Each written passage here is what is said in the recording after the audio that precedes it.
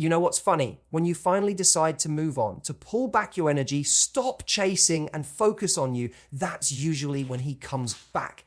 But not always to get back together. Sometimes it's just to test you.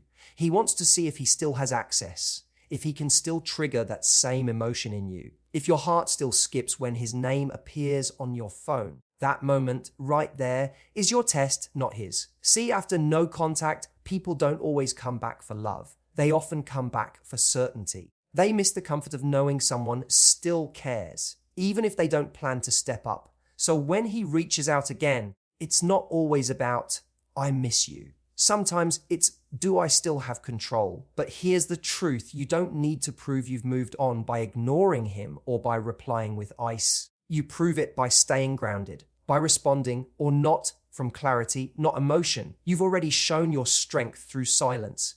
Now, your next move defines your growth. If you reply, do it calmly. No drama, no history lessons, no trying to explain your worth. If he's truly ready to meet you where you are, you'll feel it in his consistency, not his curiosity.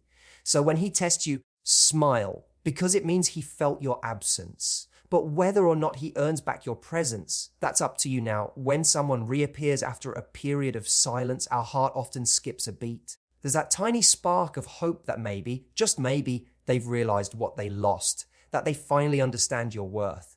But before you let that excitement take over, pause for a moment, because not every return is romantic. Sometimes people don't come back because they miss you. They come back because they miss how you made them feel. There's a difference. When you were in their life, you gave them warmth, validation, energy, maybe even a sense of importance. You showed up, you cared, you saw them deeply, perhaps more deeply than they saw themselves. And when you pulled away, that source of emotional comfort disappeared. Suddenly, the person who once felt admired, wanted, and desired is faced with silence, a silence that reminds them of what they took for granted. So, they reach out. But often, it's not because they're ready for something real. It's because they want to check if they still have access to you. They want to know if they can still send one message and awaken the part of you that once waited for them. That's not love, that's reassurance. You see, real romantic return is marked by accountability and intention. It's not just,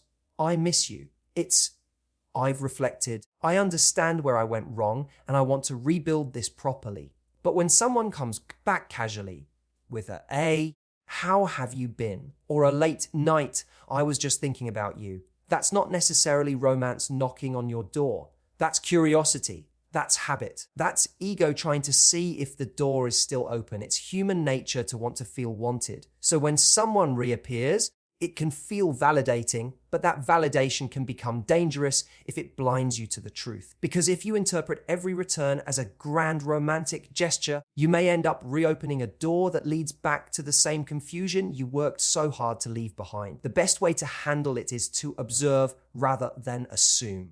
Watch what they do after the initial contact. Do they follow through? Do they ask meaningful questions? Do they make consistent effort? Because anyone can miss you for a moment, but real love shows itself through commitment over time. So remember, when he returns after no contact, don't automatically attach meaning to his timing. Don't assume it's fate. Sometimes it's just unfinished emotion, not unfinished love. Your peace, your growth, and your emotional maturity are not invitations for someone else to re-enter your life. They are signs that you have learned to love yourself better than before. And if someone truly deserves another chance, it will be clear not by their reappearance, but by their actions after it. When he reaches out after no contact, your first thought might be, what does he want? But the deeper question isn't about him at all. It's about you. Because the truth is, when someone resurfaces after disappearing, the real test isn't his, it's yours. You've done the hard work. You've gone through the silence, the confusion, the nights of overthinking. You've probably read old messages, replayed old moments, and slowly built yourself back up. You've learned how to stop waiting for that text, how to sleep again without checking your phone. That healing wasn't easy. It was your growth. And now, just when you've started to find peace, he shows up again. That moment is the universe asking, have you really learned the lesson? You see, his message, his call, or his sudden appearance isn't proof of change. It's simply a trigger to see how grounded you are in who you've become. Will you slip back into the same pattern of over-giving and over-explaining? Or will you stay connected to your new sense of calm and clarity? The test isn't about how he behaves, it's about how you respond. Because you can't control whether someone grows, reflects, or matures, but you can control how you protect your peace. When he texts, your mind might race, should I reply? What if he's changed? What if he misses me? But slow down. Instead of rushing to interpret his intentions, check in with your own. Ask yourself, am I responding from love or from fear? If it's fear, fear of losing him again, fear of being alone, fear of what this silence means, then you're not responding from power. But if it's love, love for yourself, for your boundaries, for the peace you've built, then whatever choice you make will be the right one. This is your test. Can you hold on to your self-worth even when the past knocks on your door? Can you stay calm when your emotions want to pull you back into a familiar story? Because growth isn't about how strong you were during no contact. It's about how steady you remain after it breaks. Sometimes the person who returns hasn't really changed. They've just realized they lost their comfort zone. But you've evolved. You've learned to give to yourself what you once needed from them. So now your power lies not in whether you say yes or no, but in knowing why. When he tests the waters, don't see it as a moment of weakness. See it as a moment of proof. Proof that you've grown beyond needing validation from someone who once left you uncertain. Your response, your calm, your confidence, that's your exam paper. And passing it doesn't mean getting him back. It means staying true to the version of you that no longer needs to chase love because she's already found it within herself. When someone reaches out after silence, it often feels like a sign, like the universe has finally aligned and love is finding its way back to you. But before you attach deep meaning to that moment, it's important to ask, is this about connection or control? The difference between the two can change everything. Connection is mutual. It's rooted in care, respect, and emotional availability. It's when two people meet each other halfway, both ready to listen, grow, and build something real. But control is one-sided. It's about reassurance, ego, and power, not love. It's the need to know, do I still have access to you? Can I still affect you? When someone has pulled away or gone silent, they sometimes assume you'll wait. They assume you'll still be there emotionally, even if they're not there physically. So when you finally detach, when your energy is no longer centered around them, they feel it. That loss of emotional control becomes uncomfortable. And that's when they reach out, not always to reconnect, but to reclaim. Maybe they send a casual message, hey, how have you been? Or they comment on your post just to remind you they're watching. It feels harmless on the surface, even flattering, but underneath, it can be a subconscious attempt to pull your focus back toward them. That's control, not connection. Connection feels safe. It's consistent. It's honest. It's when someone returns not because they miss the attention, but because they miss the relationship itself. Control, on the other hand, feels uncertain. It gives you highs and lows. It's when their presence brings more confusion than peace. You'll know the difference by how your body reacts. Control makes you anxious. You start questioning everything again. Connection calms you. You feel grounded, respected, and seen. The truth is, people crave emotional control more often than they crave intimacy. Why? Because control feeds the ego, while connection requires vulnerability. It's easier to say, I just wanted to check in, than to admit, I hurt you, and I'm ready to make things right. So, when someone returns after disappearing, don't just listen to their words. Watch their consistency. Do they follow up? Do they create emotional safety? Or do they disappear again once they've gotten your attention? If they only show up when you've moved on, that's not connection.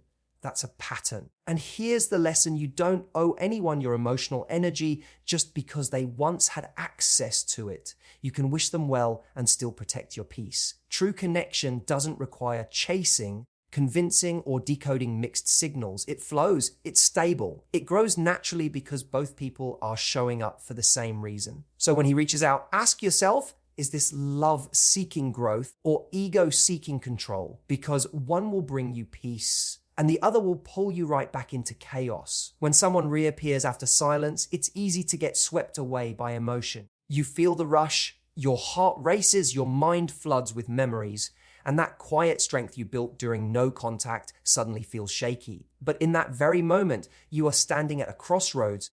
Will you respond through emotion or through clarity? Because emotion says, I've missed you. But clarity asks, why are you here? Emotion makes you react, clarity helps you choose. And the difference between the two determines whether you repeat the same cycle or finally step into peace. See, when we're emotionally invested in someone, their return feels like relief, like the ending we were waiting for. But clarity reminds you that not every return deserves a welcome. Sometimes people come back not because they've changed, but because you stopped giving them what they once took for granted. And that gap, that loss of your attention, creates discomfort in them, not necessarily love. When you lead with emotion, you risk falling back into old patterns, overthinking, over-explaining, over-giving. You start imagining a new story built on the same foundation that once crumbled. But when you lead with clarity, you ask questions that keep you anchored in truth. You ask, what's different this time? What are his intentions? What do I truly need from this conversation? Clarity doesn't mean coldness. It doesn't mean pretending you don't care. It simply means your feelings no longer make the decisions for you. It means you can feel the emotion, acknowledge it, but still choose what's best for your peace. Clarity sounds like, I care about you, but I won't settle for inconsistency. I can listen, but I won't lower my standards. I wish you well, but I'm no longer waiting. It's quiet power, the kind that doesn't need to prove anything. When you're clear, you stop chasing explanations and start observing behavior. You stop needing closure from someone who couldn't give it before. You understand that their return doesn't automatically equal reconciliation. Sometimes it's just a reflection of your growth, because people are drawn to peace. And when you become peaceful, they feel that energy shift. So if he comes back, take a breath. Before responding, ground yourself in clarity. Ask, what do I want from this moment? What does my healed self need? Not the version of you that missed him, but the version that found herself in his absence. Clarity is what keeps you aligned when emotion tries to pull you backward. It's what turns confusion into direction. It's what reminds you that love isn't proven through reaction. It's proven through discernment. You've already done the emotional work to heal. Now let clarity be your guide, because the heart may feel deeply, but it's wisdom that will lead you to peace. When he returns after no contact, it's easy to think the story is beginning again. But sometimes it's simply life giving you a final exam, not to see if he's changed, but to see if you have. You've already learned that his return isn't always romantic. You've learned that not every "I miss you" means "I'm ready." And when he shows up, it's not your job to decode his feelings. It's your opportunity to demonstrate your growth. Because this moment is your test, not his. It's where you prove to yourself that your peace is no longer negotiable, that you can stay calm, grounded, and centered, even when the very person who once broke your heart suddenly wants your attention again. You now understand the difference between control and connection. One seeks reassurance, the other seeks truth. One feeds the ego, the other nurtures the soul. So when he reaches out, you no longer need to guess which one it is. You'll feel it, because control creates anxiety, but connection brings peace. And in that moment, your greatest power lies in clarity over emotion, not in being cold, not in pretending not to care, but in choosing from wisdom, not weakness. You can love someone and still know they're not right for the future you're building. You can feel emotion without letting it run the show. And if there's one thing that truly reveals everything, it's consistency. Words can change overnight, but patterns don't lie. So don't listen only to what he says, watch what he sustains. Because the man who truly wants you won't test you to see if you'll stay. He'll show you through his actions that he's here to stay. You've done the healing. You've walked through silence and found strength on the other side. Now, your peace is sacred, your energy is precious. And your heart, the same heart that once hurt, has become wiser, softer, stronger. So when he reaches out again, remember, you don't have to prove that you've moved on. You already have. You don't have to win him back. You've already won yourself back. Let your calm be the answer. Let your confidence be the message. And let your peace be the closure. Because when he tests you after no contact, the real lesson isn't about whether he still wants you. It's about whether you still need his validation. And when the answer is no, that's when you'll know you've truly passed the test.